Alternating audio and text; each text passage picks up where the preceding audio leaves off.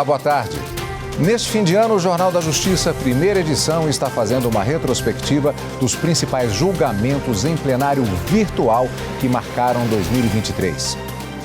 Decretos que flexibilizam a compra e o porte de armas de fogo, pesca de arrasto no Rio Grande do Sul e os pontos da lei dos caminhoneiros referentes à jornada de trabalho, pausas para descanso e repouso semanal. Esses foram alguns dos temas julgados. Sou Carlos Eduardo Cunha e a retrospectiva 2023 já está no ar.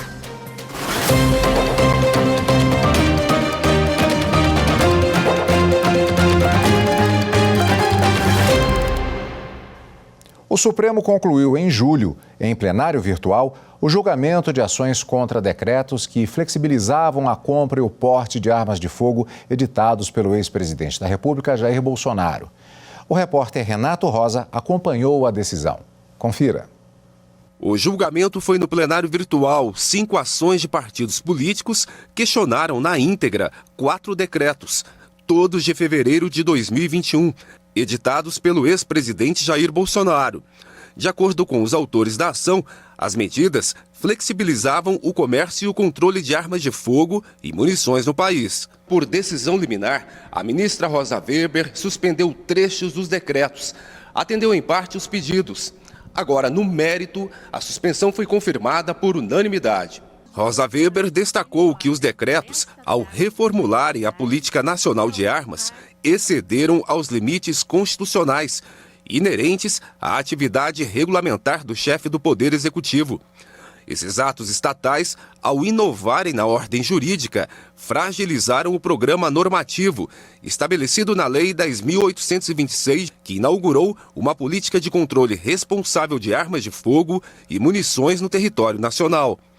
Entre os pontos anulados pela Corte, foi o aumento da quantidade máxima de armas de fogo de uso permitido para o cidadão comum. No caso dos militares, agentes de segurança e membros da magistratura e do Ministério Público, julgou inconstitucional a autorização para as armas de uso restrito, inclusive de funcionamento automático e de repetição. Outro trecho permitia, sem autorização prévia do Comando do Exército, a aquisição direta de até 10 armas de fogo por colecionador, 30 armas de fogo por caçador e 60 armas de fogo por atirador desportivo. Também em julho, o plenário virtual do Supremo declarou a inconstitucionalidade das leis de Sergipe e de Mato Grosso que autorizavam o porte de arma de fogo por procuradores estaduais e agentes socioeducativos. O relator das duas ações foi o ministro Edson Fachin. Regina Souza acompanhou. O pedido de inconstitucionalidade das normas foi feito pela Procuradoria-Geral da República. O ministro Edson Fachin entendeu que os estados e municípios não têm competência para legislar sobre o porte de armas. A lei do desarmamento também proíbe. Em Sergipe, a lei autorizava desde 2003 o porte de armas por procurador-geral do estado.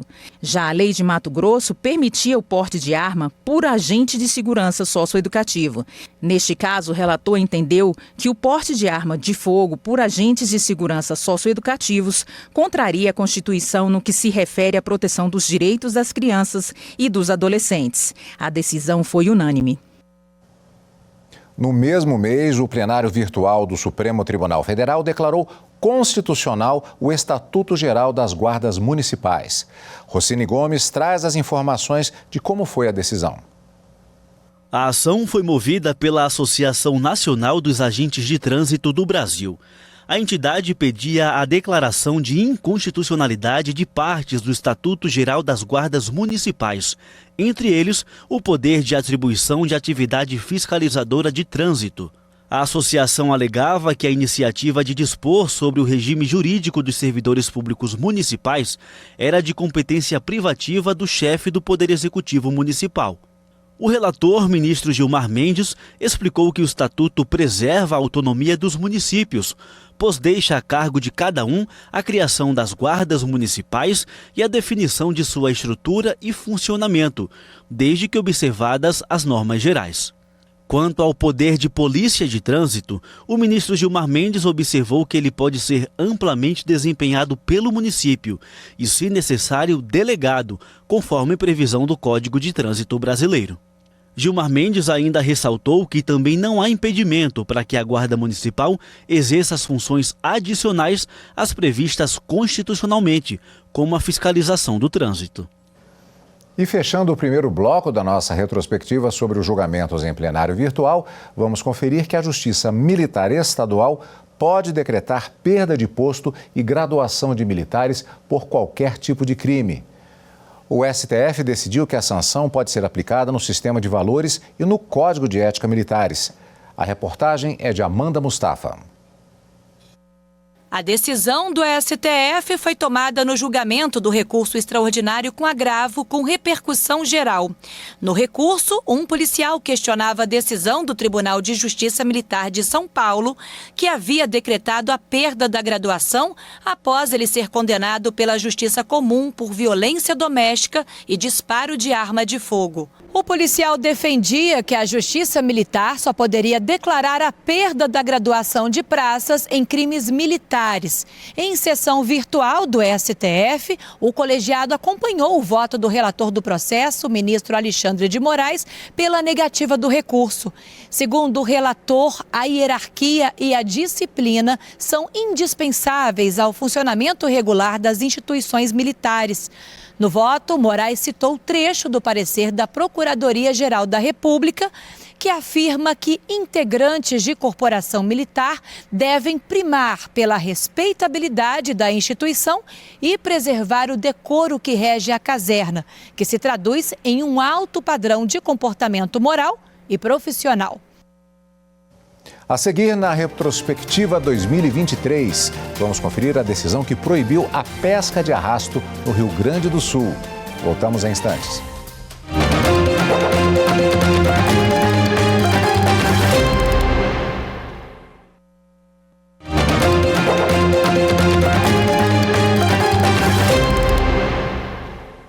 Estamos de volta com a retrospectiva dos julgamentos do plenário virtual do Supremo Tribunal Federal em 2023.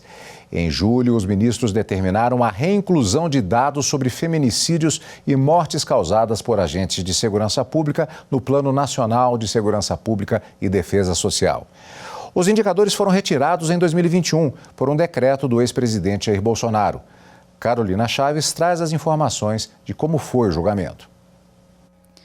O Plano Nacional de Segurança Pública e Defesa Social foi criado em 2018 e prevê a avaliação de taxas de violência como homicídios e lesão corporal seguida de morte para a implantação de medidas que possam alcançar metas de redução dos crimes. Em 2021, um decreto presidencial retirou do plano os indicadores de feminicídios e mortes causadas por policiais. Esse novo plano seria válido até 2030. Mas o decreto foi questionado no Supremo Tribunal Federal pelo Partido Socialista Brasileiro. Segundo o PSB, a supressão desses dados esconde a realidade da violência de gênero e a letalidade policial, prejudicando o enfrentamento dessas graves questões de segurança pública. A legenda afirmou que a mudança no plano ofende os direitos fundamentais à vida, dignidade da pessoa humana e provoca um retrocesso social. Em julgamento no plenário virtual, a relatora, ministra Carmen Lúcia, entendeu que a retirada desses dados dificulta o combate aos feminicídios e mortes decorrentes da intervenção de agentes de segurança pública. Segundo a ministra, esses casos devem receber o mesmo tratamento dado a outros crimes contra a vida considerados graves. Por isso, os dados devem voltar a fazer parte do Plano Nacional de Segurança Pública e Defesa Social. O voto foi acompanhado pela maioria dos ministros.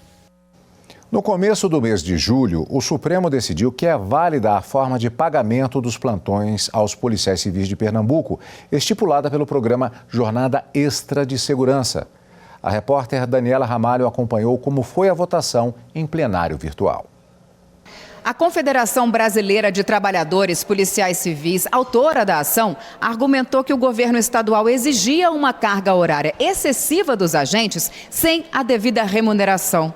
Segundo a Constituição Federal, as horas extras devem ser pagas com um acréscimo mínimo de 50% sobre o valor da hora normal. O voto do ministro Luiz Roberto Barroso prevaleceu no julgamento. Ele observou que os plantões previstos nos decretos questionados não são considerados serviços extraordinários e, portanto, não exigem o adicional de 50%.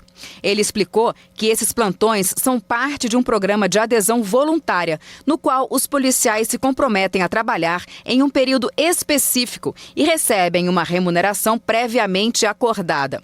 Para o ministro, essa solução concilia, de um lado, a necessidade de contenção de gastos com o pessoal e o compromisso com a responsabilidade fiscal e, de outro, o fortalecimento das ações de defesa e segurança. No julgamento, ficou vencido o entendimento da relatora ministra Carmen Lúcia, que foi acompanhada pelo ministro Dias Toffoli e pela presidente do STF, ministra Rosa Weber. No voto, a relatora argumentou que o artigo 7º da Constituição não exige que o adicional de 50% seja aplicado apenas quando a jornada extra é imposta pelo empregador. O Supremo Tribunal Federal reafirmou no começo do segundo semestre do ano o entendimento de que a União deve suplementar recursos ao Fundef, que é o responsável pelo financiamento da educação básica no Brasil. A decisão vale quando o valor repassado por aluno ao fundo estiver em desacordo com a média nacional. Amanda Mustafa. A decisão unânime ocorreu no plenário virtual. Em julgamento de recurso com repercussão geral, a Corte reafirmou jurisprudência de que a União deve suplementar recursos do antigo Fundef, Fundo de Manutenção e Desenvolvimento do Ensino Fundamental e de Valorização do Magistério. O valor da complementação deve ser calculado com base no valor mínimo nacional pago por aluno, extraído da média nacional.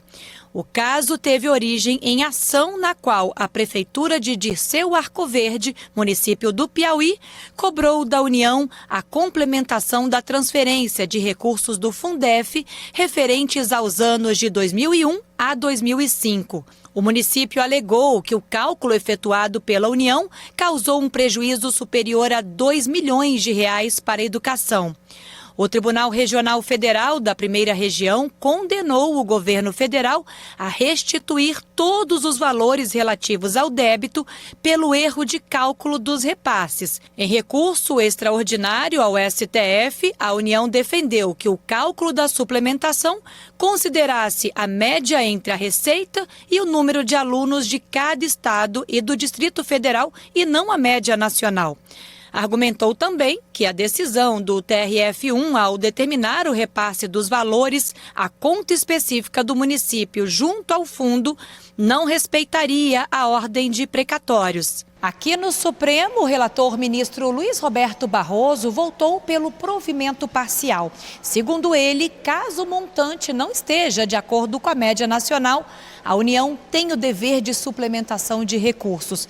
Para o ministro, quando o pagamento for obrigação imposta por ordem judicial, o pagamento deve seguir as regras dos precatórios, prevista no artigo 100 da Constituição Federal. A tese de repercussão fixada foi a seguinte: a complementação ao Fundef, realizada a partir do valor mínimo anual por aluno, fixada em desacordo com a média nacional, impõe à União o dever de suplementação de recursos. Sendo tal obrigação imposta por título executivo judicial, aplica-se a sistemática dos precatórios, nos termos do artigo 100 da Constituição Federal. O voto do relator foi seguido pelos demais ministros. E fechando mais um bloco da nossa retrospectiva sobre os julgamentos em plenário virtual, vamos acompanhar uma decisão do Supremo Tribunal Federal que proibiu a pesca de arrasto no Rio Grande do Sul. Os ministros declararam constitucional o dispositivo de uma lei estadual que veda essa prática por embarcações motorizadas na faixa marítima da zona costeira gaúcha. Vamos acompanhar como foi o julgamento na reportagem de Daniela Ramário.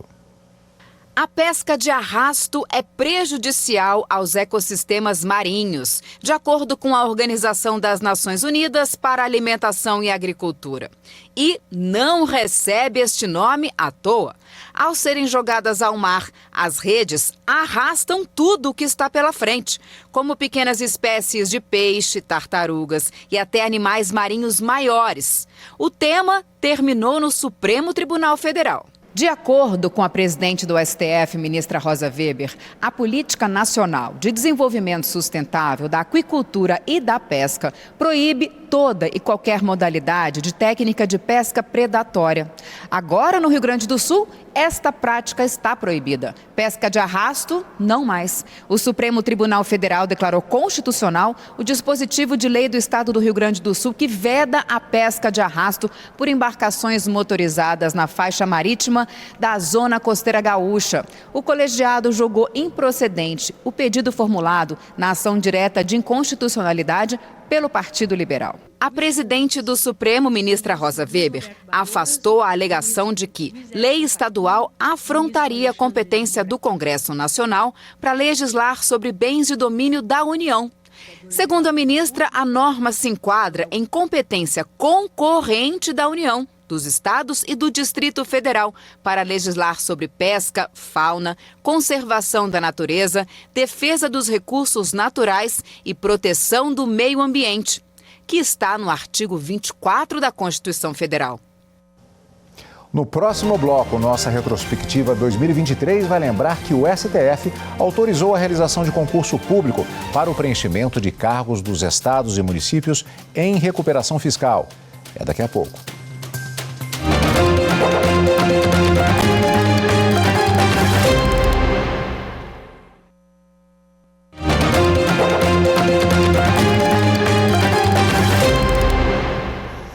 Estamos de volta com a retrospectiva dos julgamentos no plenário virtual do Supremo em 2023. Em julho, os ministros definiram as normas para aplicação do piso salarial aos profissionais de enfermagem. O pagamento passou a ter critérios diferenciados para os setores público e privado. A repórter Amanda Mustafa acompanhou. Confira. O julgamento ocorreu no plenário virtual. Por 8-2, o Supremo definiu que o piso nacional da enfermagem deve ser pago aos trabalhadores do setor público pelos estados e municípios com base em repasses federais. A União deverá criar uma espécie de fundo para garantir a complementação dos recursos. Já para o setor privado, a decisão foi tomada com base no voto médio, uma vez que houve 3 correntes de votos. Ficou definido que antes do pagamento do piso, sindicatos da categoria e empresas deverão tentar um acordo para evitar demissões. Os ministros estabeleceram um prazo de 60 dias para as negociações a contar da publicação da ata do julgamento. Se não houver acordo, o benefício deve ser pago conforme valor fixado na Lei 14.434 de 2022, que definiu o piso salarial nacional de profissionais de enfermagem. O pagamento somente será feito após o prazo, mesmo que as negociações se encerrem antes. Os ministros também definiram que o pagamento do piso salarial é proporcional à carga horária de 8 horas diárias e 44 horas semanais de trabalho. Caso a jornada de trabalho seja menor, o valor do salário será abaixo do piso. A lei que fixou o piso salarial da enfermagem foi aprovada pelo Congresso em agosto do ano passado. O valor estabelecido é de R$ 4.750 para enfermeiros, R$ 3.325 para técnicos e R$ 2.375 para auxiliares de enfermagem e parteiras. Segundo os sindicatos da categoria, o piso salarial vai beneficiar mais de 1 milhão de profissionais dos setores público e privado. Os ministros do Supremo validaram no começo de julho a jornada de 12 por 36 horas estabelecida por acordo individual escrito. A ação foi ajuizada pela Confederação Nacional dos Trabalhadores na Saúde, mas a regra passou a valer para todos os trabalhadores. Viviane Novaes. A jornada de 12 horas de trabalho por 36 horas de descanso, feita por acordo individual, foi estabelecida pela Reforma Trabalhista de 2017. No Supremo Tribunal Federal, a Confederação Nacional dos Trabalhadores na Saúde contestou essa regra. A CNTS argumentou que a norma violaria um trecho da Constituição que não menciona a possibilidade de acordo individual. Alegou também que a jornada ininterrupta não poderia ser pactuada sem a intervenção dos sindicatos. Para o relator, ministro Marco Aurélio, que já se aposentou, a alteração deveria ser considerada inconstitucional. Ele foi acompanhado pelos ministros Edson Fachin e Rosa Weber. Mas prevaleceu o voto divergente do ministro Gilmar Mendes. Ele considera possível a jornada de trabalho excepcional de 12 por 36 horas, estabelecida por acordo individual escrito entre empregador e empregado, dispensando o acordo ou negociação coletiva. No voto, o ministro afirmou: seguindo a evolução do tratamento doutrinário e jurisprudencial sobre a jornada de 12 por 36 horas, que cada vez mais se consolida entre diferentes categorias de trabalhadores, me parece natural que a reforma trabalhista normatizasse a referida jornada na CLT, passando a permitir sua adoção pelos trabalhadores via contrato individual, com base na liberdade do trabalhador, mote da reforma. Para o ministro, o artigo da Constituição sobre a jornada não tem vida própria, pois depende do trabalho. E sem trabalho não há o que falar sobre direito ou garantia trabalhista. A maioria dos ministros seguiu o voto de Gilmar Mendes e validou a regra. O plenário do Supremo declarou inconstitucionais 11 pontos da Lei dos Caminhoneiros referentes à jornada de trabalho, pausas para descanso e repouso semanal. Amanda Mustafa traz os detalhes da decisão do começo de julho.